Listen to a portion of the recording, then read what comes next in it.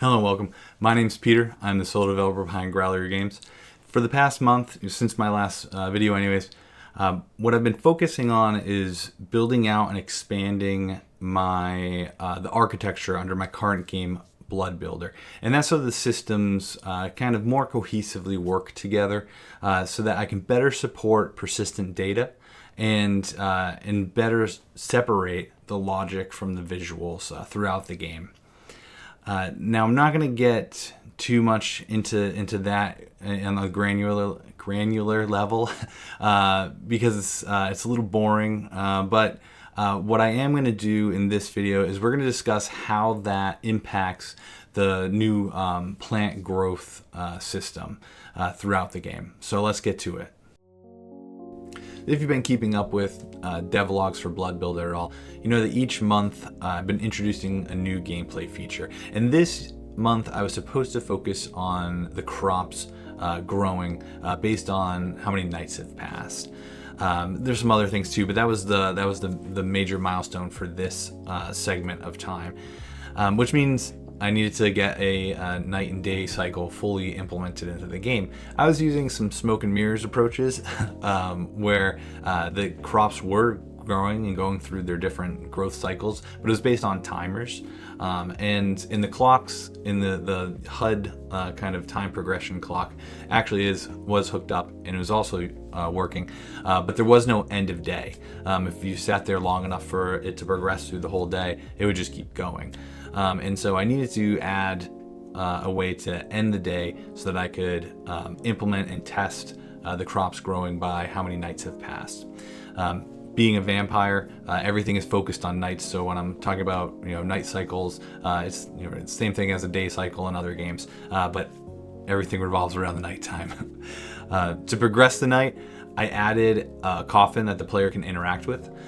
Later on, it will include some screen transitions like a fade to black and display of how many nights have passed. But for now, it's just an animation of the coffin opening and closing. When the player uses the coffin, it causes a signal to be sent out that progresses the time to start for the next night, which triggers many in-game systems to update and reset to a particular state. For instance, on the 8th night, because it's based on cycles of the moon, again, very heavy emphasis on nighttime since it's a game about vampires. So when you get a new moon, when you get a full moon, it actually allows the resources in the game to respawn, like the trees and rocks and things like that. And that's how the player has a infinite amount of resources, but also puts a constraint on what they can do at any given time to push them to have to go further and further to find resources. They can't just keep hovering around the safe areas to get what they need. As I said in the intro, a lot of my focus over this past little more than a month was redesigning the architecture underneath Blood Builder, and a big goal of that was further separating the logic from the visuals in the game, because there are many aspects that, even though they're not being visually represented, still need to be running behind the scenes and doing something. An example of that is the patrons in the inn. They're still coming in, purchasing items, which means that money is exchanged, the stock in the tavern needs to be reduced, and that needs to keep going on even when the player is not around. Another example is the villagers. Some of the villagers are going to have some schedules, and so they're moving around the game world, going to whatever location or activity they're supposed to be at, even when the player's not watching them, so that when the player does enter the level where they should be, they're in the appropriate stage of that transition, or already at whatever the location is they should be for that period of nighttime. Now for the crops and many other things, they don't need to do anything when they're not on screen, but they need to be persistent, right? If you plant a crop, leave, and come back, it should still be there. And the way that I kind of approached things to get my Steam page and the announcement trailer out as quickly as I did, I used some smoke and mirrors with the timers. And so they weren't persistent. If you left, came back, they would actually not be there. The level would just be totally reloaded. And so getting rid of the timers, I also created level states, and that just keeps track of data, persistent data that should be held in between leaving and coming back to the various levels. But in this case, the exterior of the inn, which is where the gardening and farming area is. And so when you plant a crop, it logs, what crop it is, when it was planted, and in its location.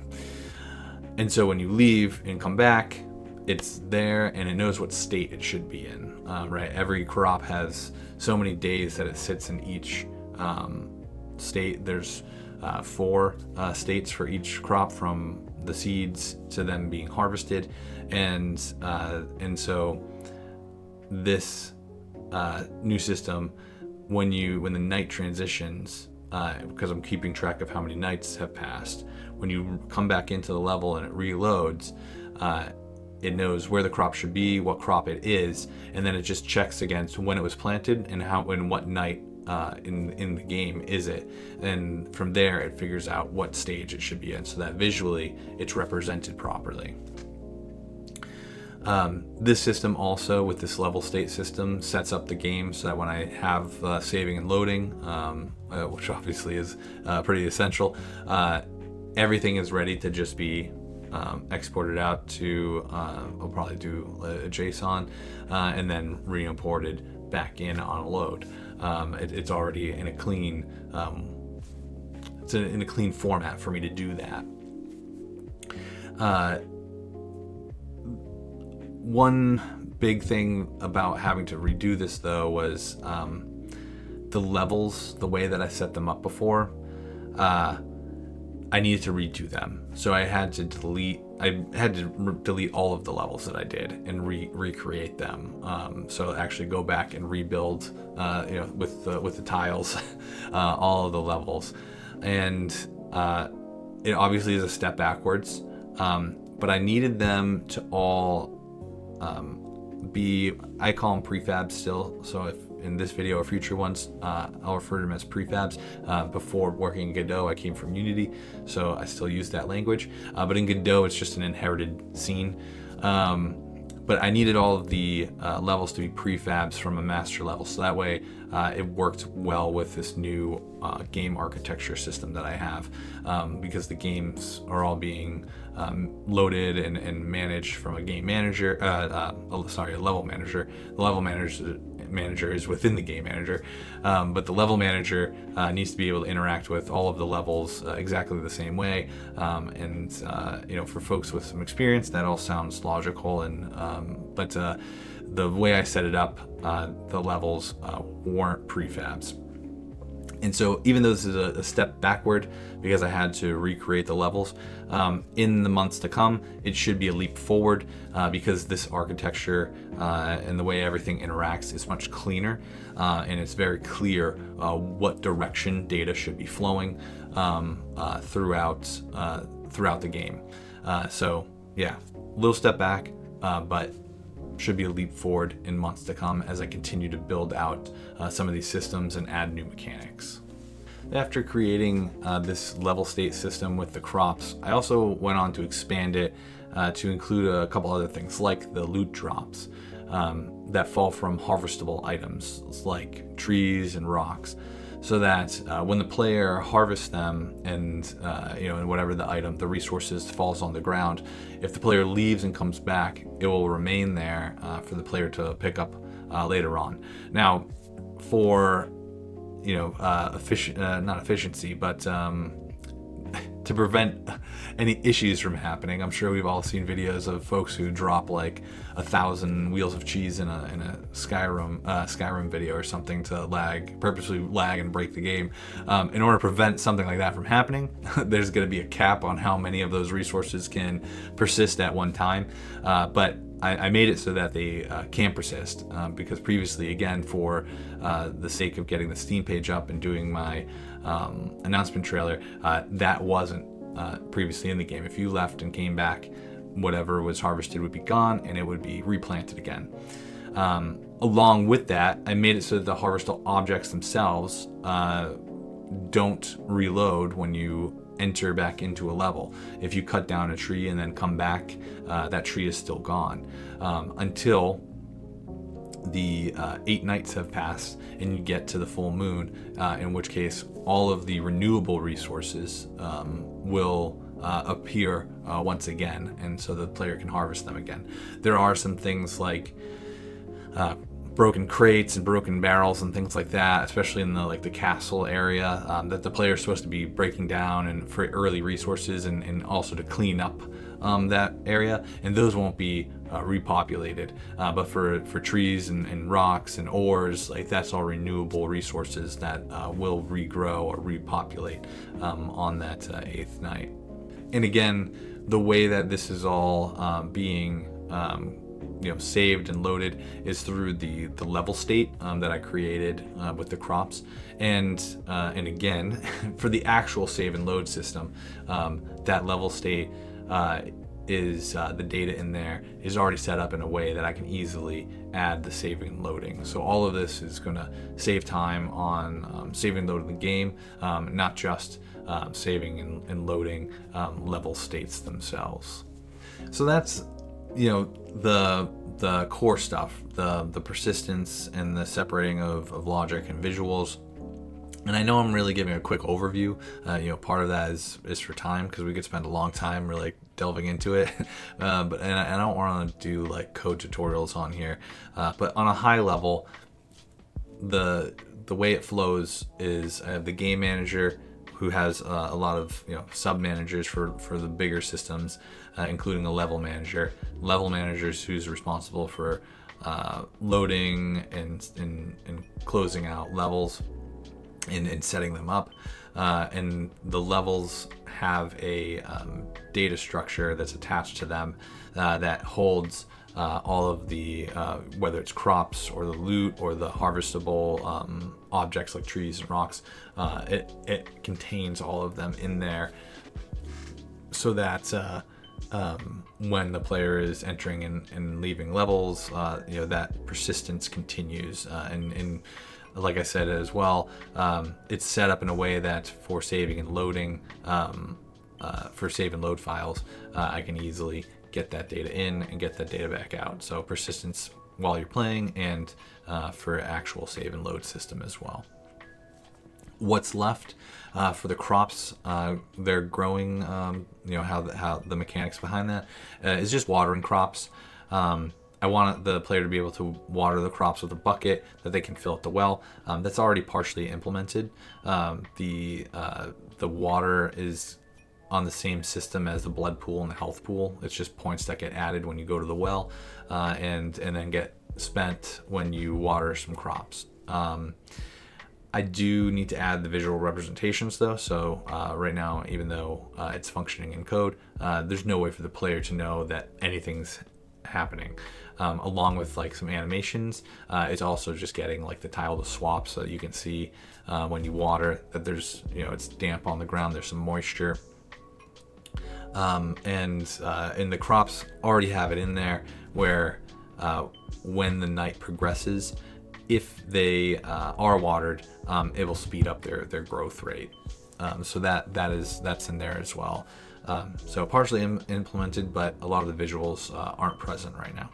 Another thing for the plant system that I want is automation.